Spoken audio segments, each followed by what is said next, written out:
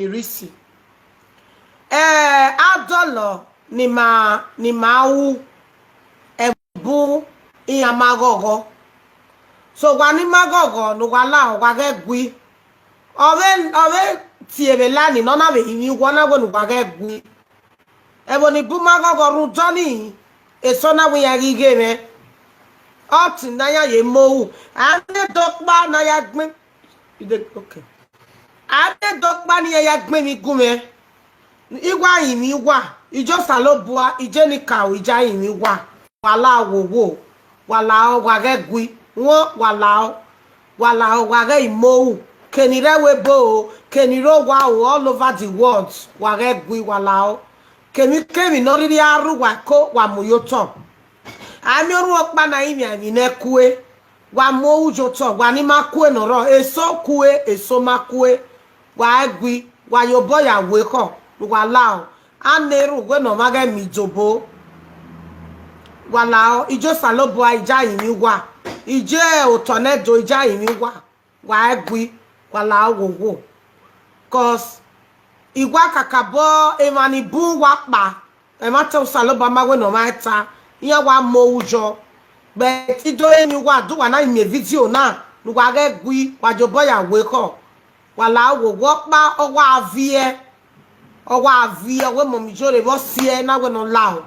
You know, when you give your life to Christ do bo mi we to wa ni te mu inu anu we uye jabo me mi opa na me jabo mi oru opa na se ti jabo. Also, Loba jogging manner, ya will give you one okay. Where anybody no may vow you wanna who setting the leco. Why yet in the leco? Why yet in the leco? No, Mama Ruwagmoya. And I couldn't, I settle back in. I don't have a maturity brain. I even brain, I can't make a mana egui. Cause a woman of Guinea, I am in a red becco. Nugala go, Nugayaga gui. Keno ye mo wa ya egwe won menu wa kun yi bi omomo understand o wa ri kon gbava anybody no kon gbava be ge no we ge yin yo iri so saloba hu me se imi un ri e la tin abo ko se kana che keno gbori amehu ve runu wa ga na vi wana vi obojo me yeke imera imeje imajo dobo aru opa ma fi ya me imaze se one day Nuwaro pagegui won wala wowo me ari ame mi ni be uwa e no be duwa bori o waja bome wa egui ijo salobo eja imi wa imi oboru opa be gbon ba we owe iga jabo ma ogeke ni be jabe ma ya ma boru pa egui ma boru pa egui bet won lafi na una aragbon ogeke nu le lo ma ne ko we mu umana le lo ma ne ko we mu igma isu we we that is me ya la ina e ko be na mo mo ni ya e ko gberage cause I just say no ma ero ma just say no ma ijo ma just say no ma o ma no ri o ma mu o ma lele una be mi nu be mi e be gbo ohun o sa lo ba bege wewe e medi wo ya lele o ma pite di lele o ma je e ko ta ya lele me ale lo makia me di ori ma gwi ba ku e o sa lo bua eni ka o ya bege me ina ti e wo go me iri e yori o wede na agwi ona ri ya gbe o kan no o si o gwa be sa po u be mi ya gi e me u be mi ro pa be ta be gbe me because imere pe ni lele we imamo e bori ogwe ni mo ni tin la dani to ya gbo to ba ku e iro beri o ona be sa po o sa lo ba ye be gbin na me so nuwa ya la gogo nuwa agwi won wa agwi te itie we o imatie we o wa agwi ma wugwa ogba kokotu na ege ne ya na anyo ma wugwa o be gbaro wa ge suri wa ye manare imagwe nuwa we ni tin wa u do wa me nuwa wa bi awe bet never you remove yourself from this prayer.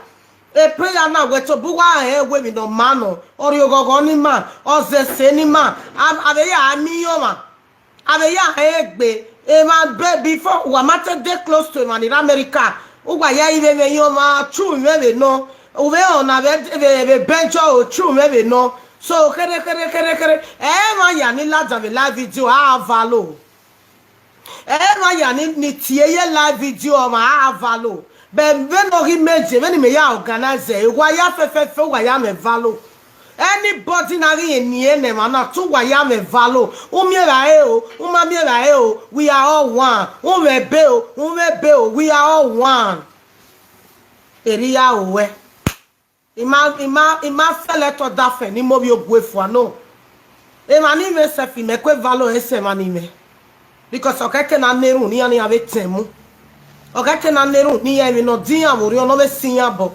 because ana agogo no pa agogo oje be na me we blessing my here complete o see everything we gwa gabe neru ne ma ni gwalo de e ma ni gwalo mo e ma ni gwalo ku e ma ni gwalo zo na be same na be kio de ni be niya lugwa yala agogo won wa gui wa forget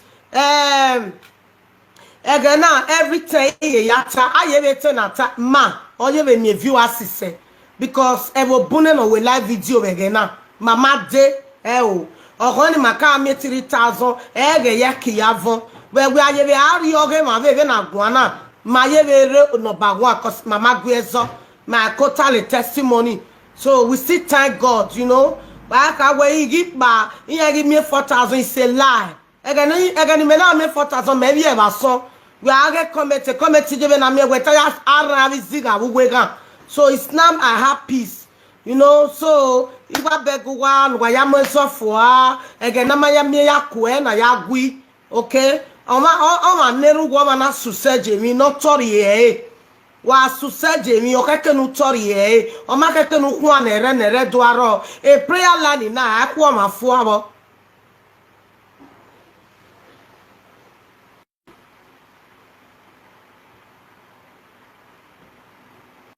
don't understand what you write. Don't call you no time me no gbena, me no gben. Don't call it. Akwa ma be prayer point. Anybody no pa be prayer point me mo hu we. Akwa ma the only thing ni akwa ma u ga gbe comment no mama he block you we. Ikwa ma adi even le no mo pa we gian. We mi o destiny so many most na dey asu eni o ma. O me we zoro pa because na ke we zo amalago zao melago zao ya tawe malago zao igbo sayese igwa lago na wo malago zao igwa lago zao 100% ona ebe we aruo iruo but osaloba no rekete obega matter and what I'm doing is you will expire I mean you already lele ya so up to today o yere ni here my expire because emi fake or expire one we prayer point me ima owa.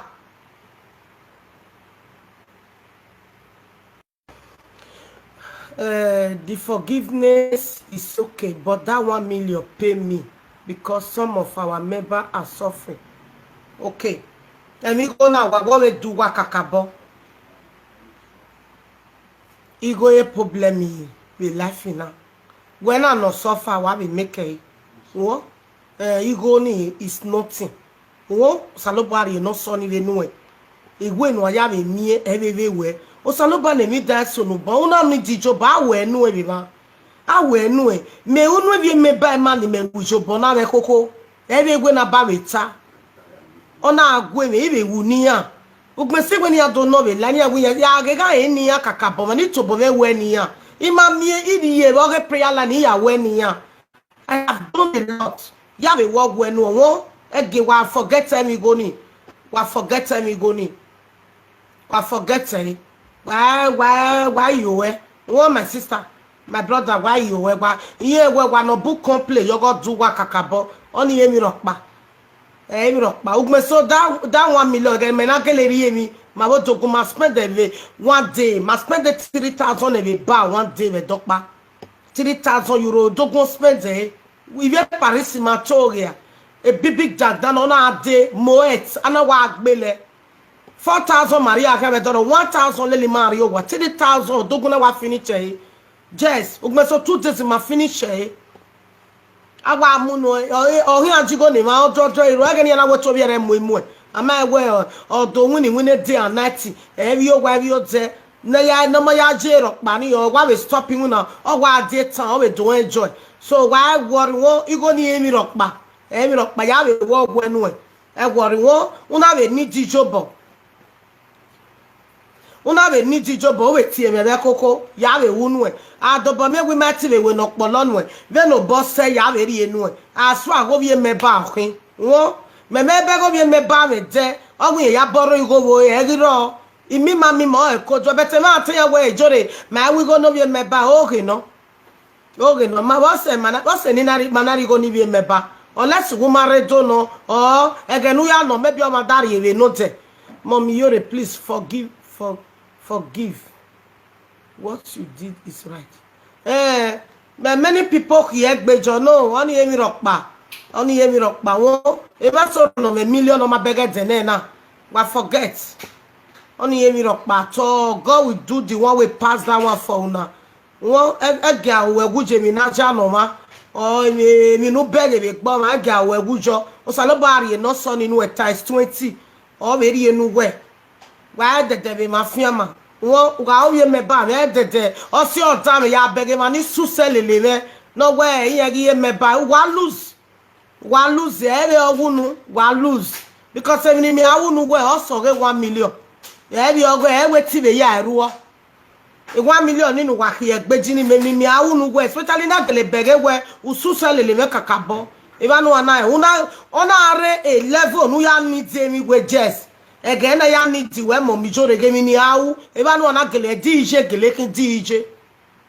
e ba no ana he e ti aya boro saloba woni ne e ba no na e DJ kin e ba no na DJ re he se o DJ ra o ta o do o ye kin e ba no na e bet ugbe so ye beta wu wa e o se gen wa ya re emi no wa su se ju wa bi un bi go be o ga ken wa kaka bon neru o ga ken wa kaka bon neru so emi na ja no ma gwari ya oyinbo jore ya we no so ni no wa ikuwo ge na aro ma na we megbe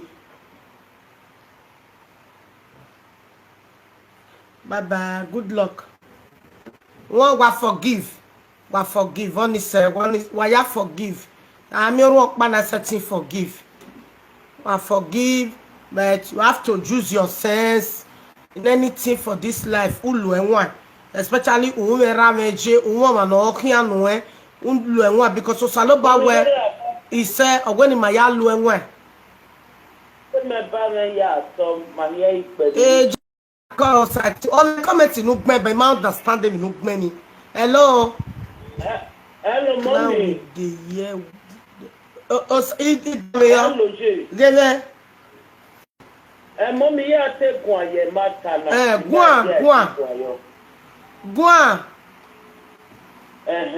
mommy Jore wa be do ve e ni wie me ba ya ni mo gwe ni ma ya bije ni e ma gwi for bed me to bi me no e re ta mo na me gwi jo na wo biro na we o yo wa de ki I think sure because any j emi no pass through gele dey vie me ba we ni kele mo gwe no pa eru emi no pass through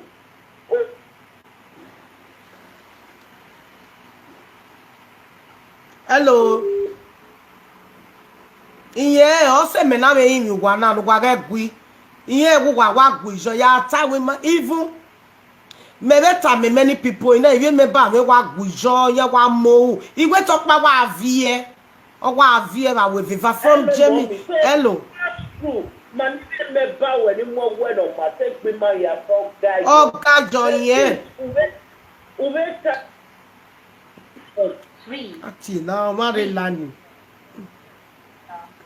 because a member no side ba we no go aba e mata ota tenu gweje na tenu gweri emu ni ma tenu gwe no te di ki una agbe mari agogo ne mi ro pa sunu da weje tenu gwe salo ma eri my daddy ogugweje o ma be ni meje na we mo ma o ma no oki o ma ni ogi me mena le no wa kunia o wana ga hetiwe imere he so mani so mani emeba we no ready ku joje then why o yana wala go ni mahiare egwe bo o ma no ku je o ma ku so je because me ma go wa gwi ko me wa right wa ya ni wa gwi jo ru opa no be ro gire ro wa ya wa right ni su o wana ni so no ni bui ba pretend ije ama no one who wear Guinea oh my way. Me to be me ma wo wele bo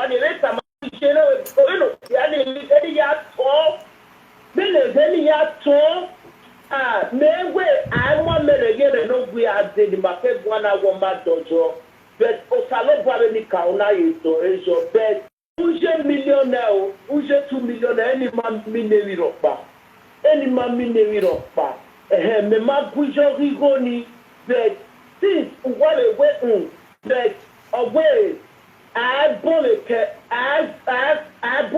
joma we gbava itan or any kije so enwa or eno onwaro pa ohin awe but enwa or eno ibi me ba me ya wa ito wa ipe because enu wa ya gbina ni jimana o sa lo bole ni ko ha me gbina nu wa hia because most time even all you lady prayer I mean all you belenye prayer has na re iye we that way can now get presented because he ate me the prayer has been now Mikelele momijore to 2017 iye ni no ewume iye baby no so no na riele yu kwere mommy uwese only only time majo bera wese wani gwi wa magwi ko okake na tata wanagwi ani shimare accept so wa bia wa yo bogwi ko owe bed yele fo ekwari ejije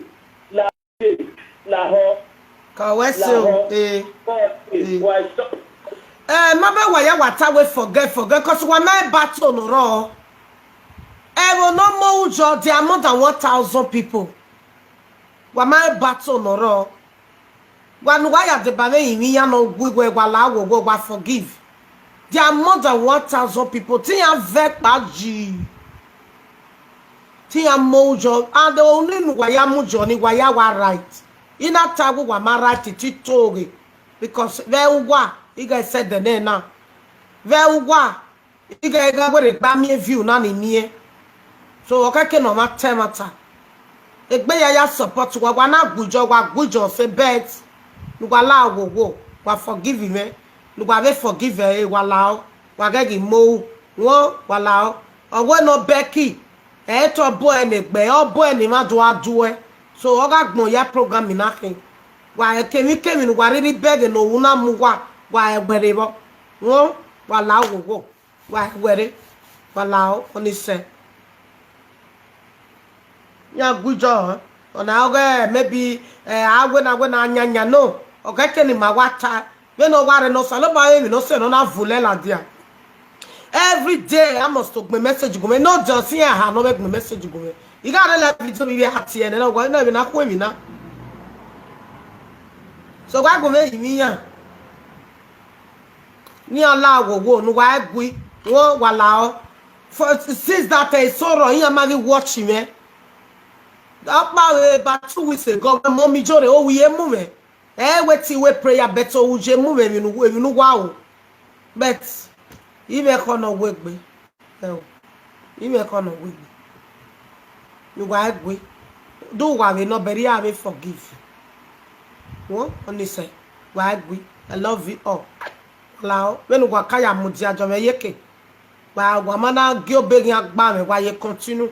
Wa ze erungwa oga asumeke won wa ya egwi ga me opa ni wa forgive me so obe keke do wa na be have anything wa be kin wa be wa vati imana be mi go munu wa true man na wa be ya mi o ma wa be ya mi go ri efi epo o we la dia ibe deba wi wa ri me ga rinu ba e almost odo won oni se wa egwi wa mezo fo ijera me no re mi je me no re mi ja imi wa mezo fo won oni se aga igwi wa igwi cause wa no bun wa mo ujo wa igwi wa warati ya tagu wa marati ba wata wa right anybody no tagu wa marati we go mani mai mi wa pass through won wala ogi aso yen ri eni ya neru 2 o'clock yan we prayer ani gbina ba doso ga gbina ba doso ni we live video oga we like no we need to beg them wala wo hello.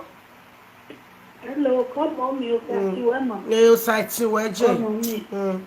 Koji. If we not soon, I am by man while I will walk in me. I did that. Game comment in my time where we knew Yamalake. You know, they are not by more than 1,000. Yamalake is good to say the truth. Me, I have a moon, who is the right thing over me.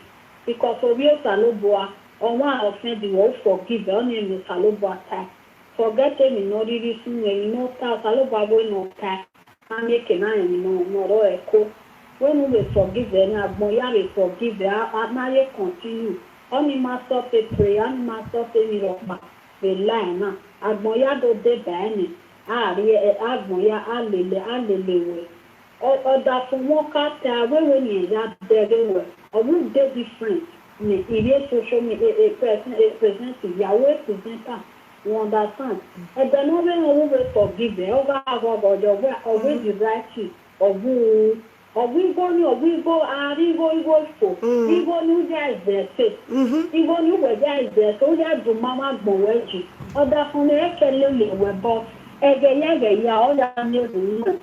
Ọka because ọ̀dà bàárì mo gbá àbí òjò ọka wẹ́ni tí nìjọ́ rẹ̀ wò ọ̀mìyẹn máa ń lẹ́yìn ẹ̀mìyẹn dẹ́gbà èpìyẹn máa ń lé lárí pírẹsẹ́ńtà yá ọ̀tìyẹn dẹ́gẹ̀ wẹ̀ wẹ́nu ìjà wẹ́ni ọ̀nàwé dìrẹ́tì ń nàgbọ̀n yá forgive mi ní oríire sunu èmi ní sunu ní ọ̀sà ló gbà náà rí ẹ̀wẹ̀ ẹ̀wẹ̀ ní ọ̀rẹ́gbẹ̀ nẹ̀mí mi sunu ní ọjà àwọn ìmọ̀ràn lèlè wẹ̀ fíà ọ̀sẹ̀ nẹ̀mí mi náà rẹ̀ sunu. When I did it, I forget me. Now, boy, I were another be not continue a canary, all master can kid.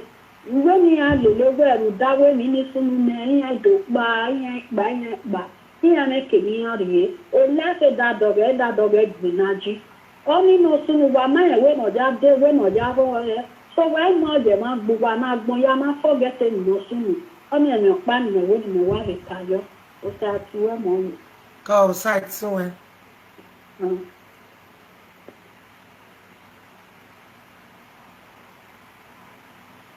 May you need to comment. Yeah, comment in that here. Oh, wow, me babana. You want forget because one of me comment in my own wa. Don't move go watch in my do ko ni wa vie na my. So maybe get comment in rock. Hello, God bless you.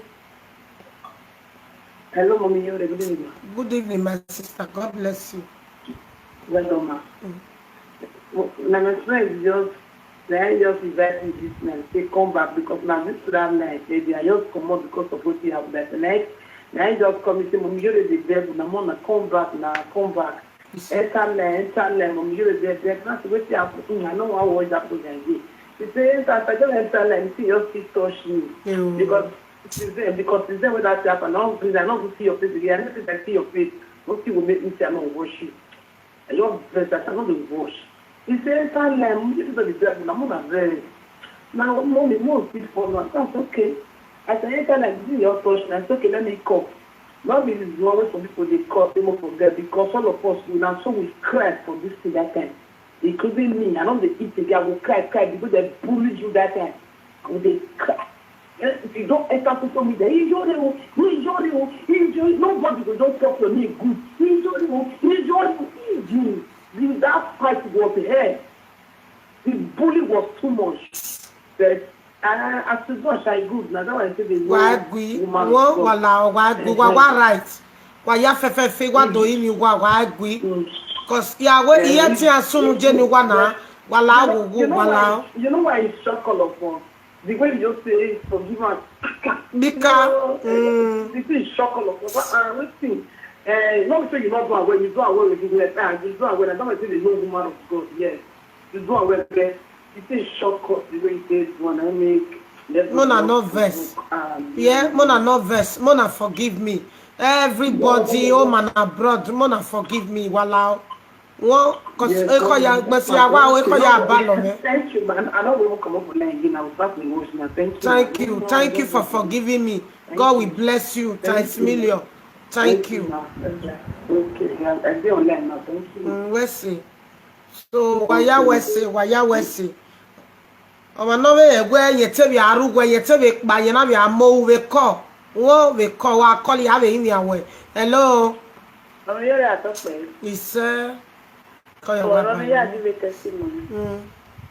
Ìwárí mi náà wà làjàwọ́ wà ní orí àmì ṣe. Ẹ̀mẹ̀lẹ̀ tó àti náà wọ́n ní orí ìwà ìṣẹ́ náà ètò ọ̀rọ̀ náà tó wáyé náà ìtọ́ rẹ̀. Owó mi náà ní náà ìwà ìyọ̀rí. Yẹ tí wàá wo ìyàwó ẹnu gẹ́sẹ̀ tí màá ń wá màá gbọ̀n lórí náà. Uga mamu uga mabafa. Ko. Mommy, on est mal état now. Then je mets le deux personnes pour les chercher. Then we do now fait me mettre by prayer and I was here because your boy the prayer when you're very needy, you're very mimuna, you're very what on the a good of COVID, you're very ram. Ni me ask one and we one or that one. Then where the way to your friend me bang sort of what are our Emanika. Okari aroni akpa. Ose ni anakpa le ni meje me mo se me ti de pass up ba me le ti le rudu we ba because what here yon pa le prayer we no le dagbo. So na de ke de na de ke no se na true prayer we 3 years and some more so de ke le we na me no o he leka. So me ti pa tu bi ya wa ona ya dai ye me le ti rudu we prayer sata water e ma ni pa ya ni no se ni anakpa. So mommy wa talk pe eri me ba mi ro ni ka wa pa me bi ya o ka rin alo ni apa so wo ze we prayer me bi o ma le le o de we ni we na ya lele u pa we ma ba we nri e wa lele ba pa so so we ro two face me ba ya le ki ya le de ne di mo fi ya le do we so two face me ba ya wa bu e me ba rin ma na two face me ba wa bu wo ya ni wa me two face na wa bu so ya eri me ba no ro mare ke di mare wo sie o no red dog bi o true we ni me de true we me ya mi o no red dog bi ya ri ile ke ni ya wa oni a daje so ya mi pa woni aka because two face bu fake me ba si bu ya eri me ba no re ya pa ku ya e ho we o so gbe so na wa ga se me so we wa le te no mana go ya ni we ri ta me because here we to joke here we me for long 3 years and almost 6 months eya ewe na so ilele we de ile kenibie nipa ni ro ya etu feti wa bu mo mi jore feti me ba bu so ya we gbere me ho e ma nwa e to sa lo bo ni ka ni ma ga o kuli ya pa mo pa we no ya mo mi jore ya e ho e nwa e wa ya no lele we ya e kin ya nwa won the stuff come on me wa talk pe we say come on imi wa ya do eti mi wa o site weje come on me wa talk pe yo ba talk pe come on me iyo mo mi ma ya wa ni ya kaka boy ba ile ni we mo mi we se obona ya gbo ma ya si eke gbo be nu de be ya si ma ya do ke gbo no e ta ka e ba we no wa ya sunu pi ka o ni shock lo ro be ni me ma pa o be ti ma pa ite kare amu ma di pa iwa di ale ni we because èmi ní mi de la video na sort of what am ya le la ti èmi no e un video wa le ra me is close to 100 years ito bo le le gera de na sa yo mi ye o mi wa fun pe mi e yo pa mi dari ala la video na re even me to bi me re ni amala wa one of France o mi me to bi me re ni me je ni na mi ri la le China where wa forgive a pa ina wo pe na be tu mi pa no ki le ni ja mi na una tana no hi ni ka ege ya mo me da ru de ina na mi no su da me e la video na me mo ya le da ni ko ni o mi le fa mo mi wa to pe ni o mu ta ni ma ya he we le mo mi me ka le no we me ma stop o wi ri mu ni ime ni le de ba we ri ni ya se le da me ju ni aya le ni ya se no ni o tegi no ri ma ya se ni to èmi Jésù Kristi wẹ́sẹ̀ mi wẹ́sẹ̀ mọ́ mi sàtì wẹ́ mọ́ mi wẹ́sẹ̀ o. Hello, God bless you. Mọ̀mí jọ́rọ̀ àkọ́pẹ́. Ìṣẹ́jẹ́ náà kó àwọn àtọ́jẹ́. Àmẹ́rẹ́ ni àwọn ìwé ni kò tẹ́tẹ́ ìṣẹ́ndì wọn lè kú ẹ̀fọ́. Èmi náà kí wẹ́ ọ̀gbá ní ọ̀wàna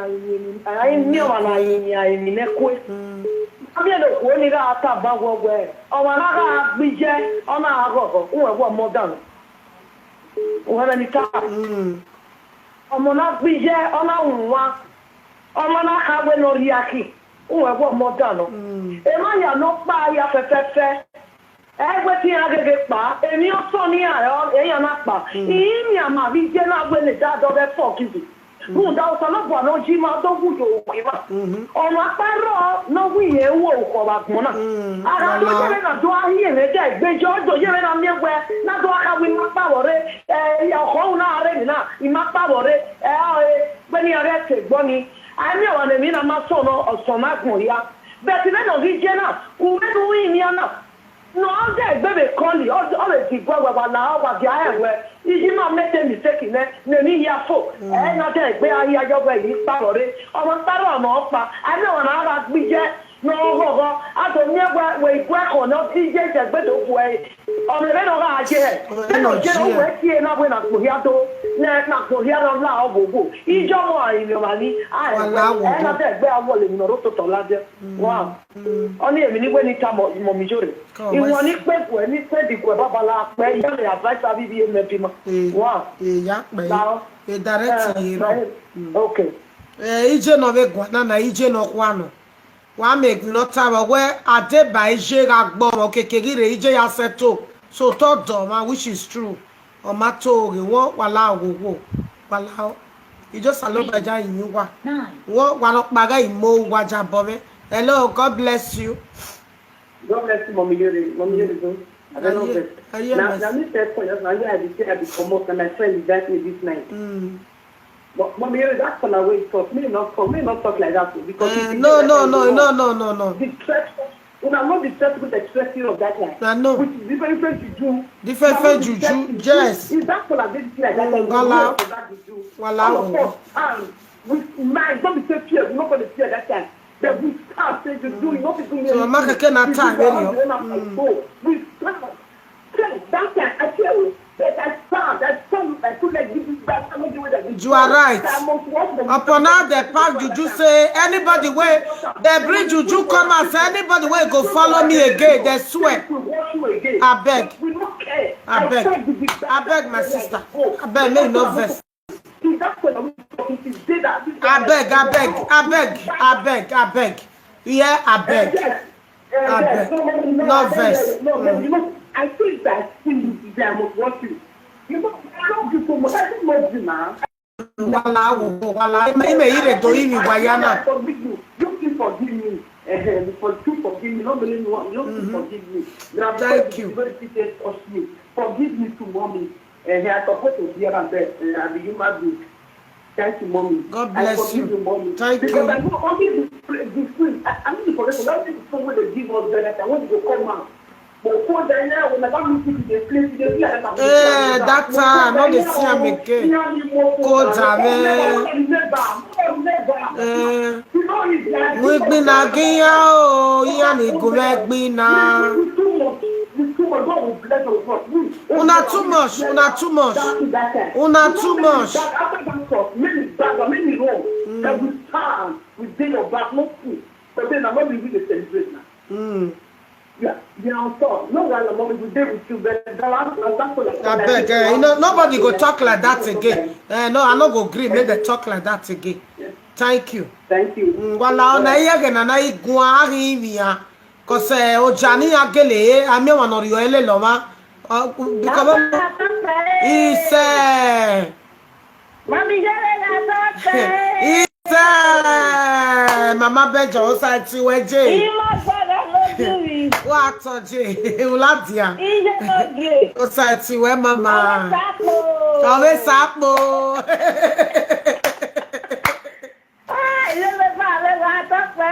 Ise.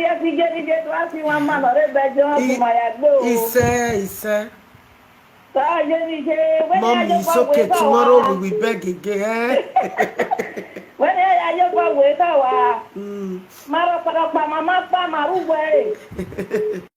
God. Where's the mama? Christianity, Christianity, so our mama now, waiting to come with. I thought we need him out with time. When I see like your time, yes, in Jabo, but the man Jabo, only our woman was a low black eyes. I reckon I let Berry our war. Is there more yet? We found a woman who got the Lavaro, or when at the Tamale. Imao I never was young. It's a one I'm malabon. O Saloba no de no time. No young like I you was been. We have the Moya Ten or Saloba Vion. We have the answer, a kenes or Sawe Academy. Oga for egbe je me ba me wa be du wa man gbe ko be wa be ewe na be ti na ile so egbe o sa ti ma ya o ko de bo reje wese abayo baba wese je o be na wa tie na mase okay Omana made a mistake. Ona time we made a mistake. Only Oma. So, Mama Jewess. Hello, Mama Jewess.